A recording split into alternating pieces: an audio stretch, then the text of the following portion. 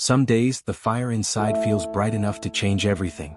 Other days, it flickers like a dying match, soft, brief, impossible to hold. And in the quiet between these two worlds, a question begins to echo. Why can't you stay motivated? You try to push yourself.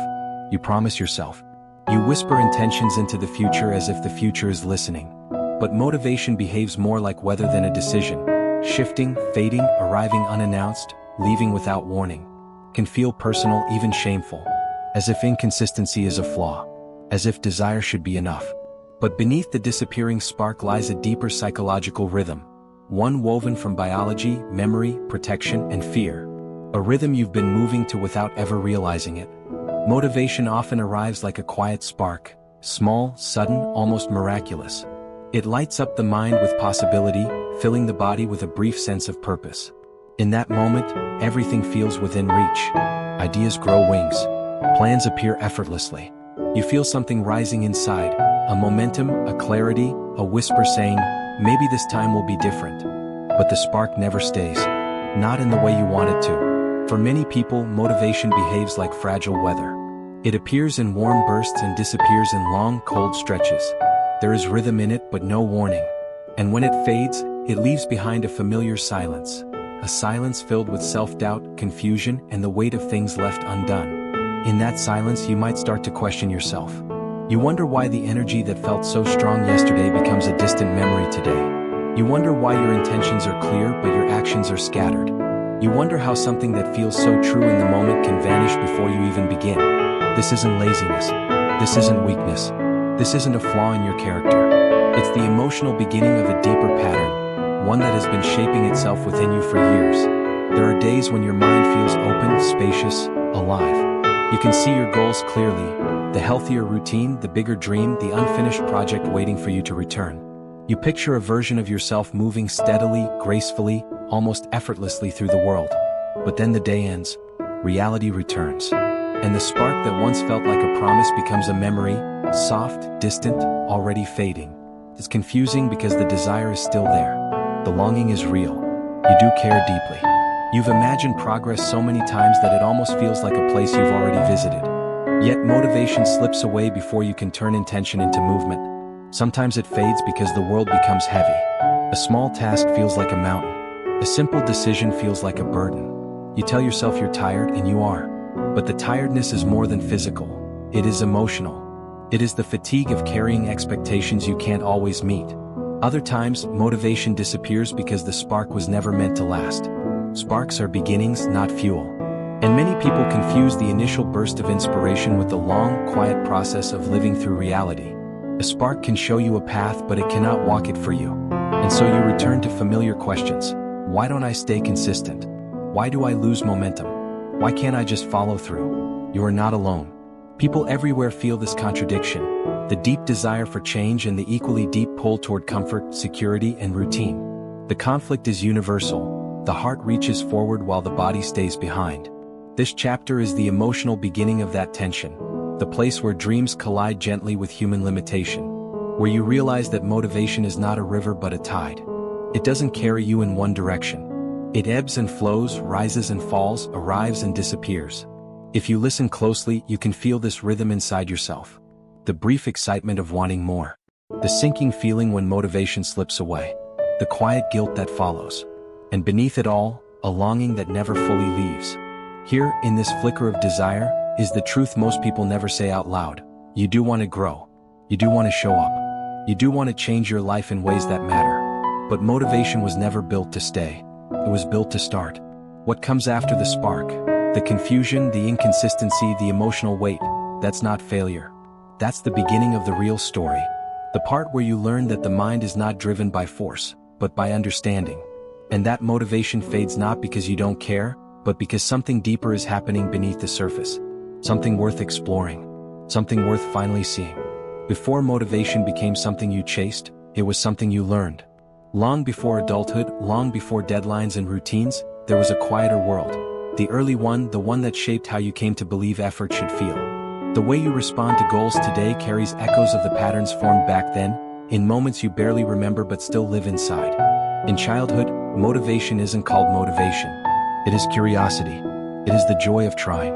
It is the natural impulse to reach, build, touch, explore. A child does not question whether they are consistent enough. They simply follow interest wherever it leads. But somewhere along the way, interest became evaluated. Effort became measured. And the pure desire to do something for its own sake began to be tangled with expectations, approval, or fear. Maybe praise became the fuel. Maybe pressure became the engine. Maybe silence became the message. Some children learn to strive because achievement earns love. Warm smiles, soft words, a sense of worth. Others learn to stay small because mistakes are met with disappointment or disapproval. Some receive encouragement only when they excel, and some grow up unseen no matter what they accomplish. Over time, motivation becomes emotional currency. A way to belong, a way to be safe, a way to avoid rejection, or a way to finally feel enough. This early conditioning creates invisible rules about effort, rules that follow you into adulthood without your consent. You may have been taught that success must come quickly or it's not real, that productivity equals value, that rest equals guilt, that trying but not finishing is a kind of failure, that ease is laziness and difficulty is proof of virtue. Or maybe you learn the opposite, that no matter how hard you try, it won't matter, that effort is pointless, that goals belong to other people, not you. If you grew up with instability, unpredictability, or emotional neglect, motivation may feel foreign, an energy you've never been able to trust. Some people learn to chase everything. Others learn to chase nothing. Both are responses to the same wound, insecurity. Deep down, the mind still asks the same questions it learned to ask as a child. Will I be valued for this? Will I be punished for this? Will this finally make me enough? Will trying only lead to disappointment? When a person cannot stay motivated, it is rarely because they lack desire. More often, they carry a history of emotional conditioning that makes desire difficult to sustain. Their inner world is split. Part of them wants to move, while another part remembers the cost of trying. Even small tasks can feel heavy when the past is quietly involved. A simple goal can awaken old memories of pressure. A new project can trigger fear of criticism. A self-improvement plan can resurrect feelings of inadequacy. This is how people mistake emotional weight for lack of motivation. The mind isn't avoiding the goal. It's avoiding the feeling attached to the goal. Here, the origins of your motivational struggles begin to reveal themselves, not as defects but as adaptations. Every pattern of starting strongly and fading quietly has a backstory. Every burst of energy has a shadow. Every moment of procrastination is tied to something older than the present. And when you look closely, you start to see that the inconsistency you blame yourself for may not be inconsistency at all. It may simply be the result of carrying expectations that were never truly yours. The human mind remembers the emotional cost of effort long after it forgets the details. And so, adulthood becomes a reenactment of forgotten lessons. Trying, stalling, pushing, collapsing, hoping, doubting. You are not unmotivated. You are shaped. And understanding where the spark began, how it was nurtured, how it was distorted, how it was used or ignored, allows the story of your motivation to finally be seen with compassion instead of judgment. Motivation often feels emotional, personal, even spiritual. But in every rise and fall lies a biological rhythm, quiet, mechanical, unchanged by willpower. The mind doesn't move through desire by choice alone. It moves through chemistry, prediction, energy, and instinct. And when those systems shift, motivation shifts with them. At the center of it all is dopamine. Not the pleasure chemical people casually describe, but the molecule of anticipation, of wanting. Dopamine drives the imagination toward the future, painting vivid pictures of possibility. It fuels that first rush of energy, the initial excitement, the moment where anything feels achievable. But dopamine is not stable. It spikes quickly and drops just as fast. The spark you call motivation is often nothing more than a brief dopamine surge, an evolutionary push designed not for long-term commitment, but for short-term exploration. For your ancestors, that surge helped them seek food, safety, connection. For you, it helps you seek change, novelty, opportunity. The problem is not the spike, it's the drop. When dopamine falls, the mind interprets the shift as loss. Tasks feel heavier, goals feel distant, and the body grows reluctant to move. The drop is not failure. It's biology resetting itself. But without understanding that rhythm, the drop can feel like something is wrong with you. And yet the brain doesn't operate on dopamine alone. Motivation is also shaped by cognitive load, the weight of everything your mind is already managing. If your life demands too much emotional bandwidth, even simple goals can feel like climbing a hill with no air. Stress consumes mental resources. Worry fills the background with static. Unresolved emotions drain the energy required to begin. You may think you are unmotivated, but often the mind is simply overloaded. And overloaded systems shut down movement in order to protect themselves. There is also the brain's reward prediction mechanism, the quiet judge inside you that constantly evaluates whether the effort will be worth it. If the brain predicts success, energy rises. If it predicts disappointment, energy fades. Most people don't lose motivation because they're incapable of effort. They lose it because their brain silently calculates that the outcome may not justify the emotional cost. The mind avoids pain before it reaches for pleasure. This is why fear of failure can extinguish motivation before you even begin. And why fear of success can do the same, because success brings expectations, visibility, and change, all of which the brain treats as potential threats. Another layer is fatigue, the kind you cannot see. Not the tiredness that sleep fixes, but the tiredness that comes from carrying invisible burdens, grief, uncertainty, pressure, loneliness. Emotional fatigue slows cognitive processing, reduces focus, and weakens the desire to engage. It is difficult to stay motivated when your inner world is already running on low batteries. And yet people expect themselves to move with the consistency of machines. Human motivation is not designed for that. It was never meant to be constant. It fluctuates like breath, responding to internal and external signals far beyond conscious control. Even perfectionism plays a biological role. When the brain believes that only perfect outcomes are acceptable, the cost of beginning becomes too high. The mind protects itself by withholding energy, creating paralysis where desire should be. None of these mechanisms are signs of failure. They are signs of a nervous system doing exactly what it was built to do: keep you safe, maintain stability, avoid unnecessary risk, conserve energy when danger, real or imagined, feels close. The inconsistency you judge yourself for is simply the mind following its internal equation, one shaped by survival rather than ambition. The body does not resist progress out of stubbornness. It resists when progress feels unsafe, uncertain, or overwhelming. Understanding this biological rhythm doesn't solve motivation, but it softens the shame. It introduces compassion into a place where criticism once lived. And it reveals a quiet truth: your struggle is not a personal flaw. It is a natural response from a brain that has been trying to protect you all along. Even when motivation is present, a silent war often rages in the surface. It is subtle, invisible to others, yet palpable to the one living it. A push and pull that feels as if two versions of yourself exist simultaneously, one that wants to move, create, and expand, and another that wants to stay still, hidden, protected. Resistance often wears many faces. Sometimes it whispers, convincing you that now is not the right time. Sometimes it shouts, filling your mind with a litany of reasons to stop before you begin. Sometimes it is so quiet, so disguised, that you mistake it for your own hesitation or indifference. Fear is its most loyal companion. The fear of failure, sharp and unforgiving, reminds you of past disappointments. It magnifies mistakes, exaggerates stakes, and transforms even small tasks into mountains. Every goal carries the possibility of falling short, and every fall carries echoes of old criticism, real or imagined. Then there is fear of success, the quiet terror that comes with achieving something new, the expectation, the scrutiny, the pressure to maintain the pace. Success can feel like exposure. And so the mind, ever protective, erects invisible barriers, keeping you in the safety of the familiar. Perfectionism strengthens resistance. The demand for flawless execution transforms a simple project into an insurmountable challenge. The mind interprets not perfect as not worth trying, and suddenly momentum is halted before it can gather speed. The push of desire collides with the wall of self-judgment, leaving you frozen in place. Sometimes resistance hides in self-sabotage. The small decisions that undermine progress, the half-finished task, the unkept promise, the delay disguised as strategy, are not accidents. They are attempts by the inner mind to protect itself from perceived risk. Each act of avoidance, each hesitation carries a strange kind of logic. It preserves comfort even at the cost of growth. Internalized criticism whispers incessantly, "You're not enough. You'll never finish. You shouldn't even try." These are echoes of past voices, imprinted in the nervous system, shaping the way you move, or don't move, toward your goals.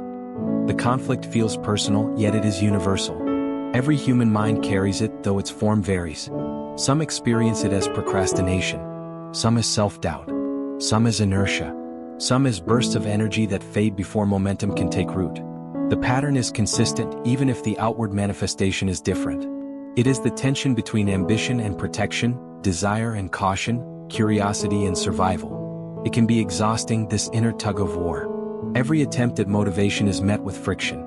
Every moment of inspiration is shadowed by hesitation. And yet, most people try to solve it by pushing harder, by summoning willpower, by demanding themselves to feel more, try more, achieve more. But the war is rarely resolved by force. Resistance is not an enemy, it is a messenger. It communicates the mind's limits, its history, and its hidden fears.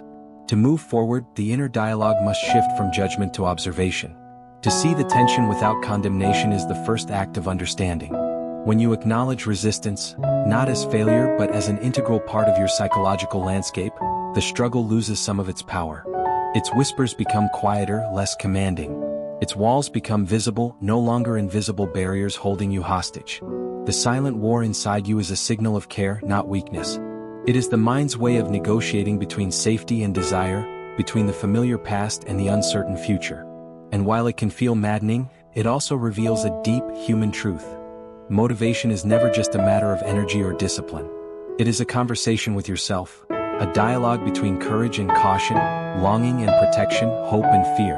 And only when you begin to listen can the conversation shift. Only then does the space for clarity and gentle movement emerge. There comes a moment when the struggle softens. A quiet shift occurs, almost imperceptible at first. Not dramatic, not sudden, not framed in revelation, more like the gentle unfolding of dawn after a long night. A clarity emerges, not imposed, but noticed. And in that noticing, something begins to change. You start to see patterns instead of flaws. The bursts of energy, the fades, the starts and stops, they are no longer evidence of inadequacy. They are rhythms, tides, waves you have been moving with unknowingly. The mind, once a battleground of expectation and fear, begins to feel more like a landscape, varied, nuanced, alive with unseen logic. The spark that rises and falls is no longer a betrayal. It is a messenger whispering, "Here is what you can manage. Here is what you need." You realize motivation was never meant to be a constant flame. It was designed to guide attention, to invite engagement, to offer glimpses of possibility without promising permanence.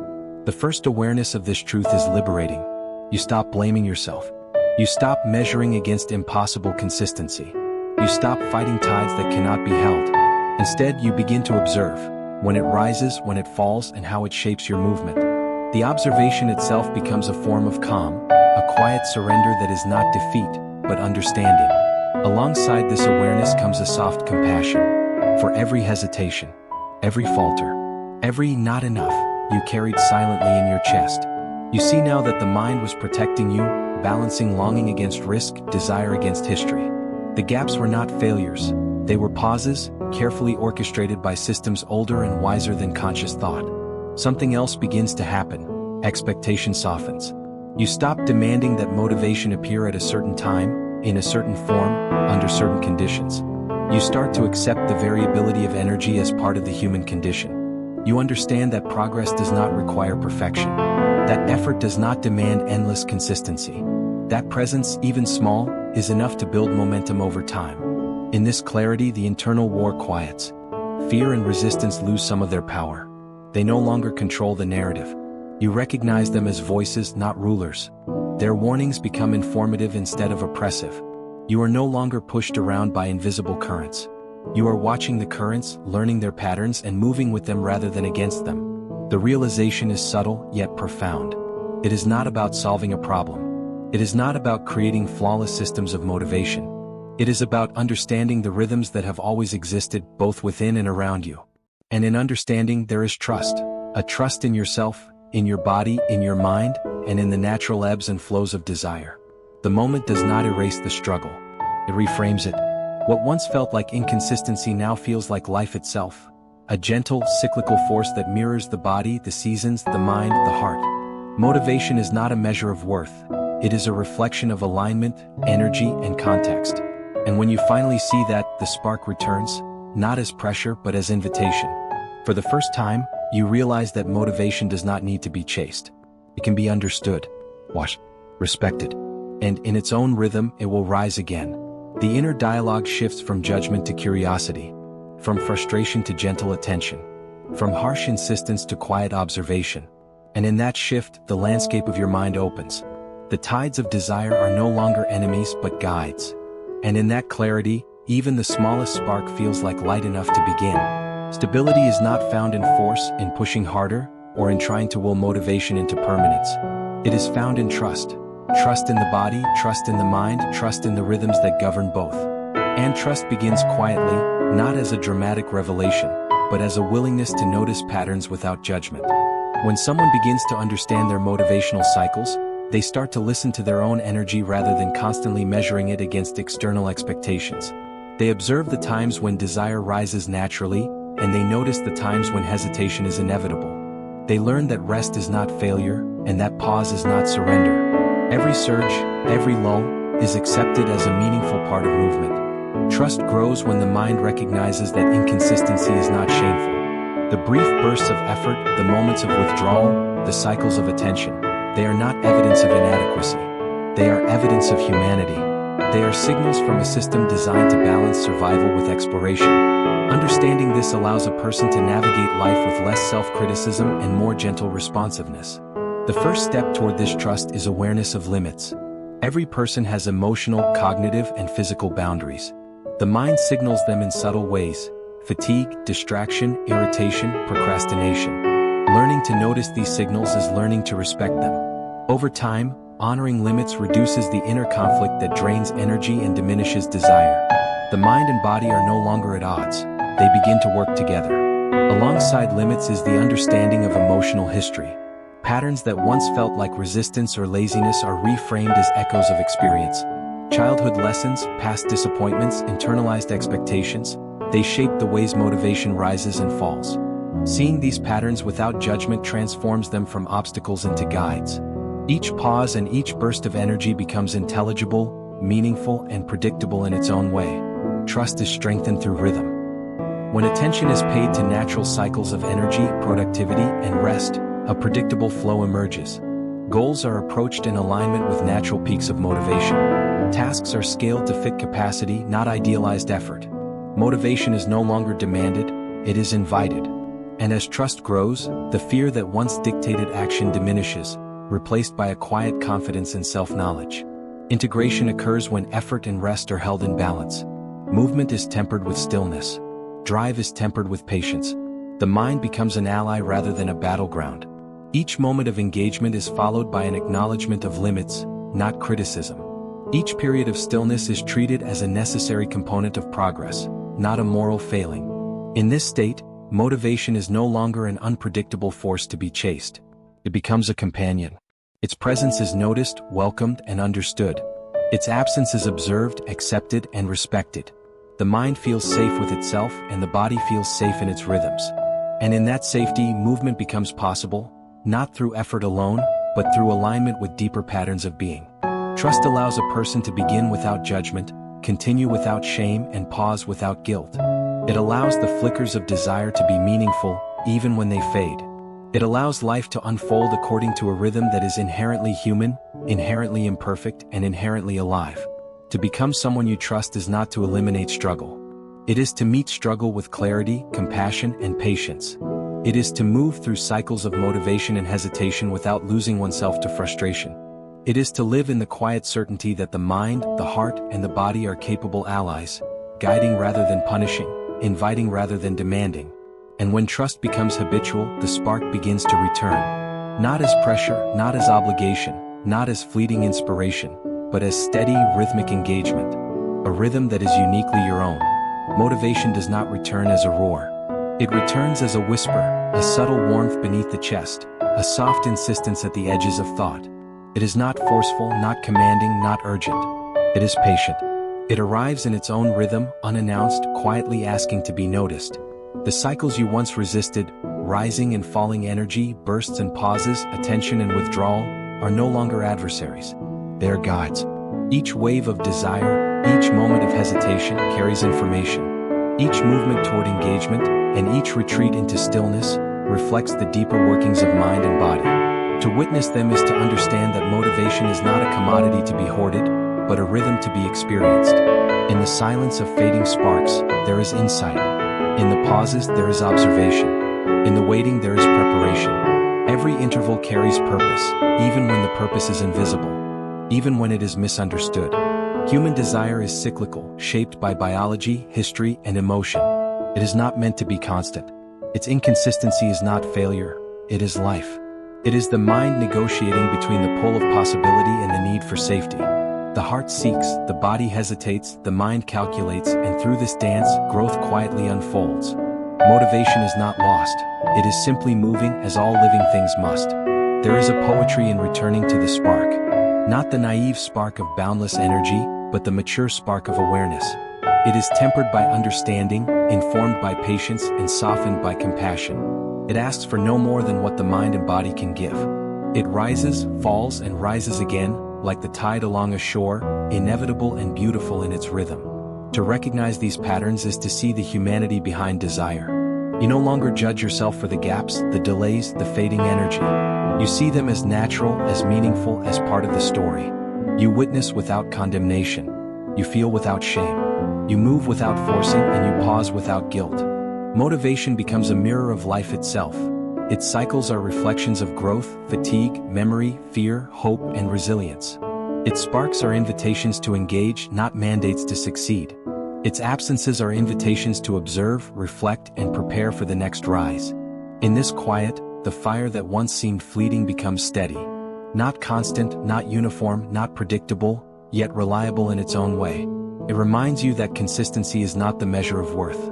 That effort is meaningful even in small increments. That humanity lies in rhythm, not perfection. And so, the journey closes where it began, with a spark, not imposed, not demanded, not forced, but returned, gentle, patient, alive. The mind no longer battles itself. The body no longer feels betrayed. The heart no longer doubts. All that remains is observation, presence, and the quiet courage to move when the fire rises, to rest when it wanes, and to witness it all with the awareness of someone who has finally come home to themselves. The ebb and flow of motivation is no longer a problem to solve. It is a landscape to inhabit, a rhythm to follow, a companion to meet. And in this understanding, in this reflection, the fire does not simply flicker. It returns. Quietly, softly, reliably. In its own time, in its own way, in the quiet certainty that life continues to move, and so do you.